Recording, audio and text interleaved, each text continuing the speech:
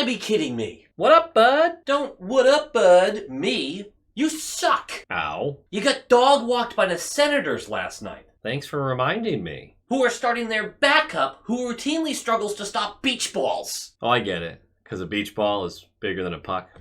Funny. Seriously, were you saving yourself for tonight? No, I'm not that traditional. Oh, you got jokes. I do. Kind of the whole reason we're here. What happened that woke you guys up? That is the right question.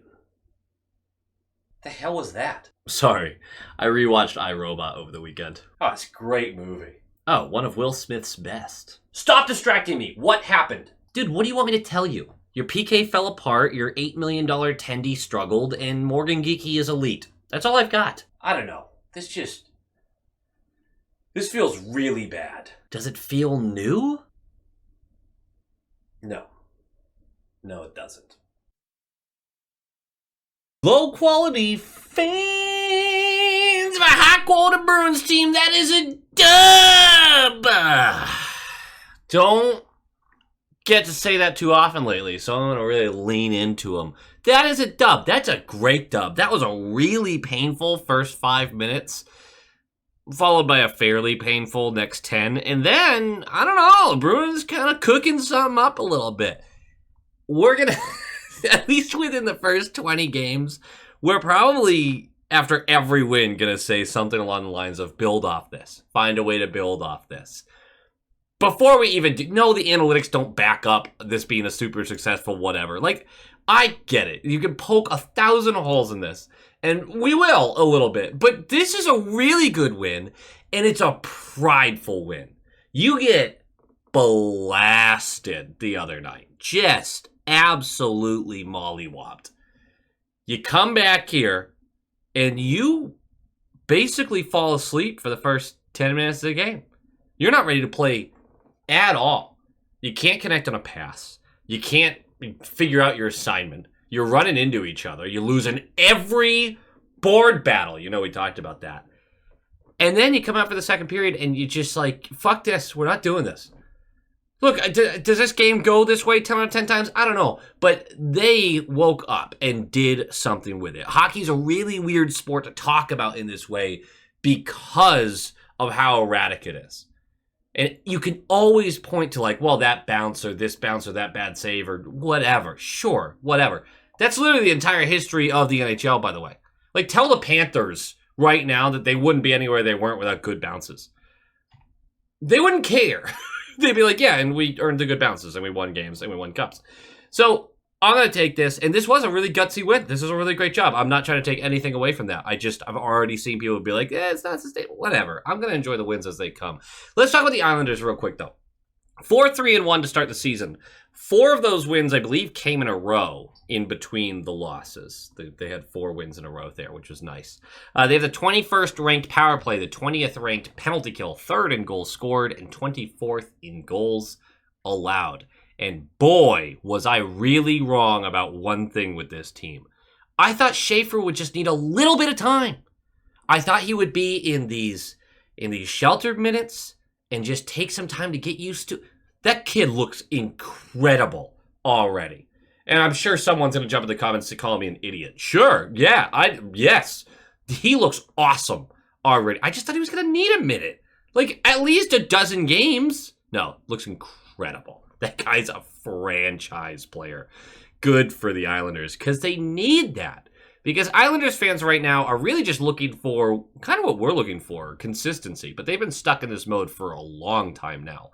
They have an odd roster mixed of old and young, but there are some promising pieces.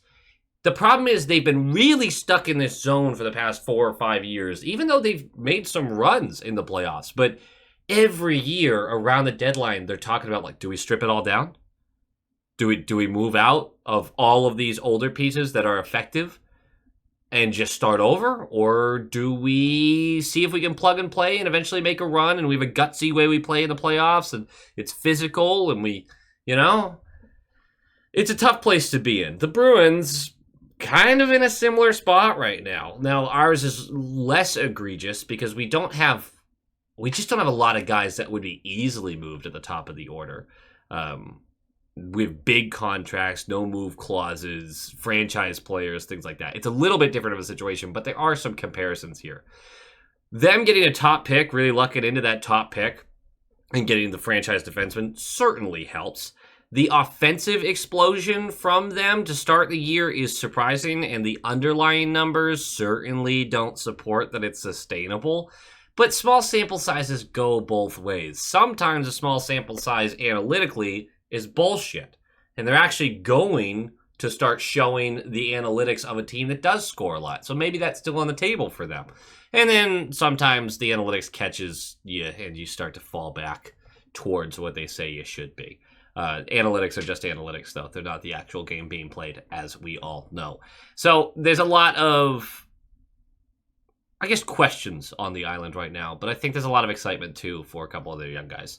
The truth about that team, though, in my mind, is they need a lot of pieces in a lot of areas to truly be, like, competitive in a cup contending kind of way. Welcome to it. Most of us do. And so I think they're probably closer to a bottom 10 team by the time this all shakes out than they are where, the top half of the league. But we'll see. I've certainly been wrong before. Romanov and Bear are expected to miss this one. And also Sorokin's going to get the start for them, who has not been good. For a while now, you can't even call it a funk because funks don't last over a year, right? I don't think so. I think you get the 1 year and then you have to kind of rebound. So far, hasn't looked great. For the Bruins, the lineups, which will change after like 7 minutes of play. But Geeky, Elias, Pasta, Middlestat, Zaka, Arvidsson, Huznadinov, Minton, Janot, Asamot, Corelli, Kostelik, Zadorov, Mack, Hampus, Peak, Aspero, Yoki Haru, and then Korpisalo and net. Lorai gets scratched. He probably needed a moment to watch from above here. He's not dead. Just watch from the the balcony. You get what I'm saying. Hampus is back. We'd love to see that. Callahan has been sent back to the AHL, which is always a bummer because he's a good soldier. He gets these pat on the back call-ups, but I mean, we know what Callahan is, and unfortunately it is not a consistent NHL level. But excited for Aspero. Love to have Hampus back, and Hampus did look very healthy. Like, comment, subscribe. Nailed it. Let's talk about this game, shall we? Puck drops! And I cannot be the only one. 108 in. It was almost a good thing until it wasn't. So 108 in, after a very good shift by the Bruins to start the game, where we immediately start pounding them into their zone. It's going to end with Hampus trying to rip one high blocker. We talk about this a lot, particularly on the power play. If you are going to shoot for the opposite corner, you have to be ready for the play to go the other way. Because if you miss, it wraps around the boards. There's usually someone on that wall for an easy pickup because they can pick it up with momentum, and usually an odd man rush. And that's exactly what will happen. But Pasta's back on defense. Not great, but he's playing defense. Hampus skates his little butt off to get back and cover the 2-on-1, so now it's a 2-on-2 more so. But none of the other forwards or defensemen are able to work their way back, which means there's an easy drop pass on the right side from Druin to Horvat, and Horvat is going to beat Korpisalo clean from distance, blocker side. And it's 1-0, a minute and 8 seconds in the game. Yes, a bummer, but two things were very clear here. One, Hampus was skating, man. Like, he looked good, and I was like, okay, good. He looks healthy. Fingers crossed, all that good stuff. The other thing is, we've been scoring first a lot, and it has not been going our way. Now, obviously, statistically, analytically, you always want to score first. Obviously.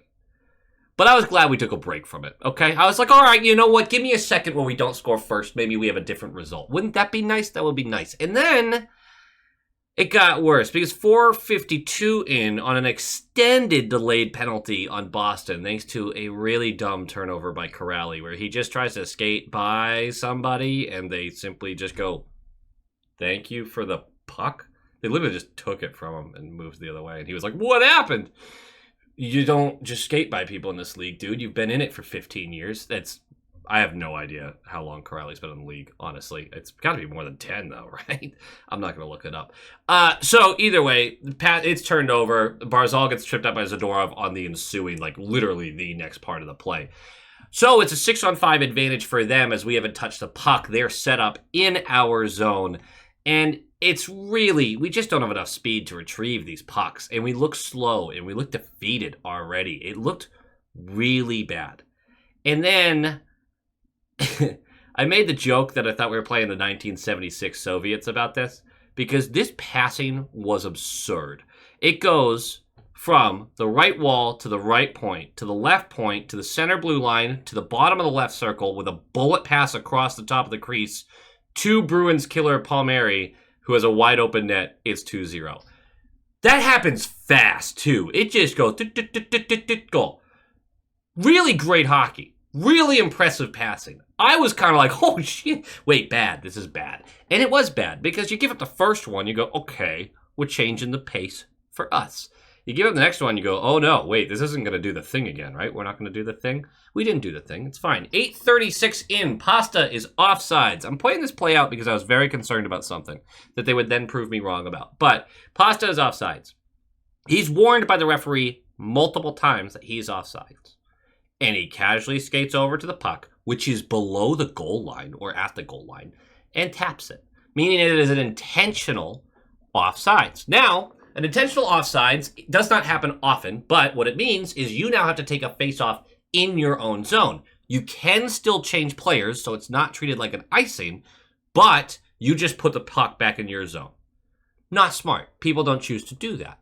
Now, sometimes they will if they are dog-tired and they know that this team is about to take this puck the other way and no one's going to have time to change. That wasn't the case because the Bruins had time to change. Or if you're so afraid of a transition attack in general during your line change that you say, this isn't worth it, I'd rather take the chances on the face-off. Neither of those things were a real concern in the moment. And Pasta just looked defeated. And he smacked it. And I know I'm reading too much into a small thing, especially with how the rest of the game went. But that was the kind of moment where if I'm a coach, I'm screaming at you. I am in your ear going, what are you doing? Skate back to the blue line. Come in for a forecheck. Set up defensive structure. Don't put the puck in our fucking zone. Don't do that. Now, if there's something I'm missing here, I would love to hear it. Shoot me a comment. Tell me. But from my perspective, that was a defeatist kind of move, and I did not like it. If this game had continued to go that way, I would be leaning more into that take, honestly. 3:46 left. Arvidsson with a poor pass has Zadorov sprinting to be out an icing call. Zadorov makes contact with Pelech as they're both trying to slow up. Pelech takes a nasty fall into the boards. He's okay, but Zadorov is called for boarding. I know people didn't like this. We go to the penalty kill. I can see why it was called the moment. I don't think it was boarding, but bang, bang, that looked way worse than it actually was. We do kill that off, though. So we're going to go to the second period. No one feels good about it. Brick is dying.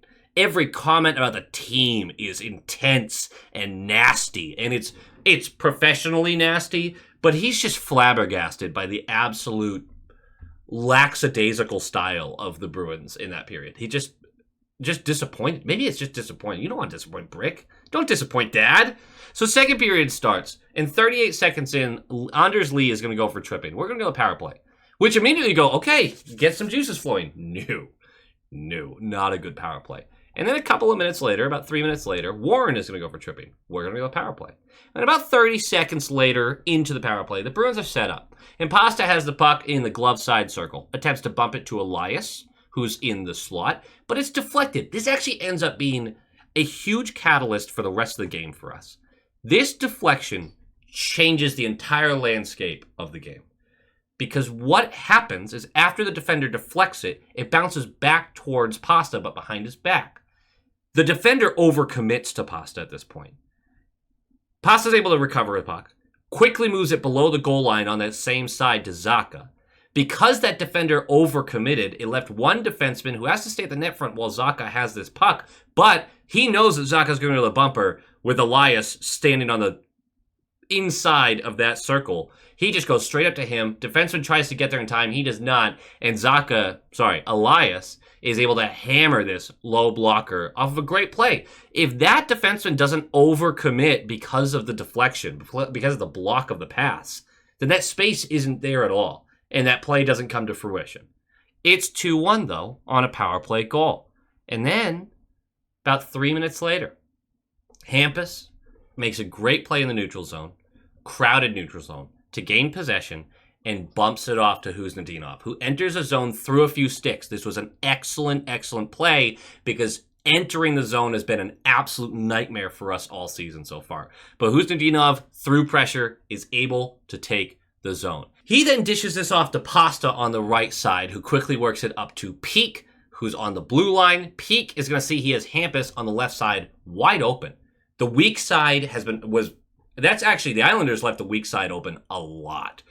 Hampus gets a skate down that left side with the puck. He loads up big time. Everyone believes shot. I believe shot. Sells it perfectly. There is a passing lane to Pasta, who's at the bottom of that far circle. It's a slap pass. Pasta gets it. Wrong foot Sorokin goes 5-hole as he's sliding across. And it's 2-2. The game in a 3 or 4 minute span completely flips. It looks like the Bruins are just dead in the water and can't put anything together. And all of a sudden it's a tie game and all the momentum is on the Bruins side. And again, it just started with that one deflection on the power play, allowing a little extra space. That's the stuff you have to capitalize on. And because the Bruins haven't been able to work the puck around quickly, can't find tape-to-tape passes, struggle to know the system that they're really running, they haven't been able to capitalize on that stuff.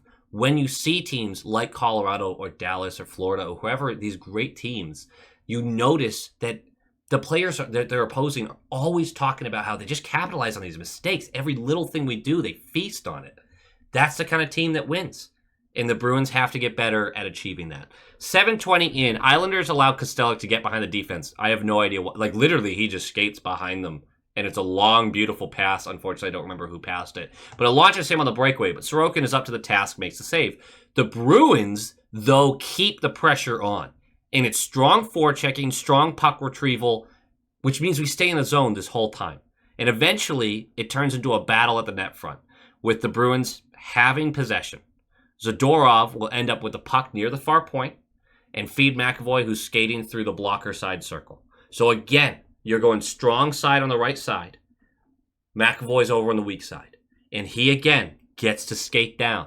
Unfortunately, there's no passing lane across the other circle here, but Asamont battling in front, like I just mentioned. Quick pass to the top of the crease, and it's perfect. It's a bullet pass. I don't know what Asamont just had to stick down, which is all you can ask. That's all you need in that situation. Have your stick down, angled to the net. Boom, boom, goal, 3-2. It happened so fast that we were in the lead. 3 goals in 4.5 minutes? Something like that. Just a huge difference. And the Bruins controlled a lot of the play from there. 4 minutes left. A breakdown does lead to a Horvat breakaway. Korpisalo makes a huge save, one of many he will make in this. And potentially he makes a second one. I think he catches the second off of the rebound too. Like bang, bang on these shots. Not entirely sure if he makes contact. I think he does. And makes 2 saves that are just massive. 2:51 left. Hampus is going to go for high sticking. It's a double minor. We kill the first. We go to the second period. We still have about 1:10 left on that penalty kill. And we kill that one too. Penalty kill was brilliant. 2:23 left. Pasta for hooking. Going back to the penalty kill. They needed good bounces, bad shooting, and some great goaltending. But they do kill this one off too. And 4:51 in, Zadorov is hooked on a breakaway. The Cowards did not give him the penalty shot, which really disappointed me because how fun would that be? But about 60 seconds later, the Bruins are set up in the zone, and it's very basic. And this is what the Bruins need. Basic, simple plays because they're effective. They're working it up and down the wall. They're playing catch on the blue line. And then McAvoy, just going to have it on the right side. Space opened up because Pasta decides to streak in front of the goal. The entire defense shrinks a little bit over too much concern for Pasta. Open space for Geeky, who's at the top of that far circle. Perfect pass by McAvoy. And this is a shot you couldn't pay me to stand in front of. This is a sniper-rooney and cheese! But the kind of sniper-rooney and cheese that just disintegrates everything in its path. That looked dangerous. Sometimes there's certain plays that remind you how dangerous hockey is. That was one of them. That was terrifying. What a shot. And shout out Smoke Eater for, I think he's predicted a Geeky goal now in every game that he's scored. Which at this point, I guess is a good amount of games. But yeah, good job, Smoke Eater. It's 4-2, and the Bruins just never really look back. They do need Korpisalo to be great through the end of the game. And we are going to have another power play. No dice on that. Fraser Minton's going to get an empty netter. That's great. 5-2 final. A couple of game notes here. First of all, Korpisalo, who was not great to start the game, awesome through the next 40 minutes. Just a couple of huge saves that kept the Bruins in it and then kept the Bruins in the lead. Huge shout out to him because he's had kind of an up and down season so far. A little note on the line changes. The one that I liked the most was, well, other than keeps Zadorov with McAvoy for now. Lohrei can come back in the lineup, but just shelter his minutes. That seems kind of obvious to me. I don't know why we're not doing it. First line was Kuznetsov, Elias, and Pasta. And it kind of worked. It looked good. Kuznetsov had to defer, of course, to the two vets. And he did a good job of it, though. He picked his spots. He was tenacious, won a couple battles, and he was feeding them. That was a kind of a nice change of pace. I haven't broken down their whole, like, offense versus defense, zone starts, things like that, but I don't think it's worth it in a game like this because they spent enough time together that they found themselves in both ends of the ice. Pretty impressive, honestly. And if Kuzi can stay up there a little bit, I would be shocked, but I certainly wouldn't be upset about it. Geeky is going nuclear. He has 6 goals in his last 5 games, but I have to keep saying bad things about him because that's why he does it. So he sucks. Geeky sucks. The dude's a loser. I think Brick is making a great point, by the way. He's bringing this up in a couple games now. I'm kind of stealing this. He's talked about how the Bruins don't play optimized hockey. They look off a lot of good plays. And I think, he doesn't go into this detail, I think it has to do with the second nature of the system isn't there. It simply isn't there yet. And I've had people reach out like, what system are you even referring to? I get it. It looks messy right now. But Sturm has a system in mind. And when you don't yet know exactly what you're doing and goals are going in against you as you make mistakes, you start to get nervous about making the wrong play. So you have no confidence in making the right one and you're holding the puck too long because you won't just make a play. As they get more comfortable, the hope is they make these plays faster and they result in better transition offense in particular. And of course, you would hope for some more sustained 5-on-5 pressure as well. But I think it's a really good point that Brick makes that he looks at something and goes, there was space there. And there was one play in the first period that Kuznetsov was part of, actually. He collects the puck in the left circle, has space directly to the net, and he circles back to the blue line. And I'm pulling my hair out. I have no clue why he did this. But it's one of those things where you don't know the next play to make sometimes. And there's a lot of pressure right now to make the right play and to put together a couple of wins here. Hopefully they can do that. But I just think it's a good observation that the Bruins are still trying to figure out what optimized hockey looks like to them. And right now they don't have it.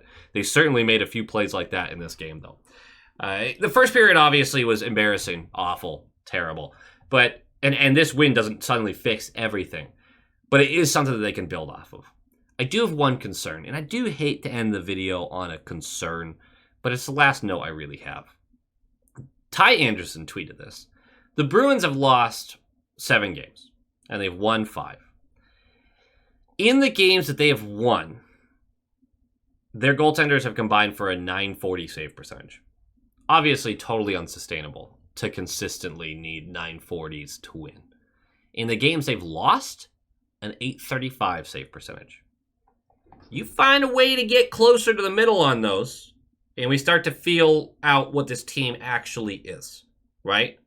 And I'm not going to put this all on the goaltenders. The goaltenders have been part of it. They're not totally excused. But there have been a lot of defensive breakdowns. I talked about it in the last video. There's a lot of moments where you're giving up way too much ice. The entrances are way too easy. The high danger chances are easy to create against us. Way too many defensive breakdowns. That'll get you an .835 save percentage. A .940, good defense helps out with that too. Again, if your average game can be somewhere closer to a .905 to .912, you start to really find out about the team in front of you. I do think you'll consistently need a .915 plus for this team to win a lot of games. There's a whole conversation to be had about that, but That's kind of where my mind's at. Also, probably not sustainable by both goaltenders to do that. You would hope that Swayman has stretches of this season that he's up there. Technically, I think right now his numbers are fairly good. No, I don't think 915 good, but fairly good. So it's one of those things where you can look at that and go, that's really concerning. So we need a 940 to win, and the losses, they're so bad we get an 835. But really, you could look at it in another way, which is, well, get close to the middle. And, I mean, this team has had a bunch of one-goal games. They've been in this stuff. I don't know. Maybe this team is actually super competitive. It's going to start with the defense, though, not with the goaltending. The defense has to stop giving up as many high-danger chances that they're giving. And we'll see how that. We'll see what personnel they want to go with that, because Laura is going to come back into the starting roster. Aspera is not going to stick. I don't think so. I wasn't wildly impressed with him, but I also couldn't point out a bunch of his mistakes, which we'll take right now. That's just good defense. Either way, I feel fairly good about it. I feel fairly good. I feel very good about this win. I feel fairly good about them learning this system and at least being competitive in games. I know I kind of freaked out last game, but you guys kind of come here for that sometimes. So, go Bees. Go Bees! Hey guys, thank you so much for watching this video and joining me as we experience this crazy Bruins season together. The names popping up on your screen now are from the top line tier and the all-star tier of the YouTube membership program for this YouTube channel. I greatly appreciate each and every one of you who help support the channel so that we can do more fun things, and I am always open to more ideas of how I can help give back to those who support the channel. At the end of the day, this channel is always going to be about the community, and I want to continue to grow that way, so please always feel free to reach out with new ideas and fun ways we can expand on this, or if you just need someone to talk to, I'm always here for you guys. Thank you all for your support, and as always, go Bees!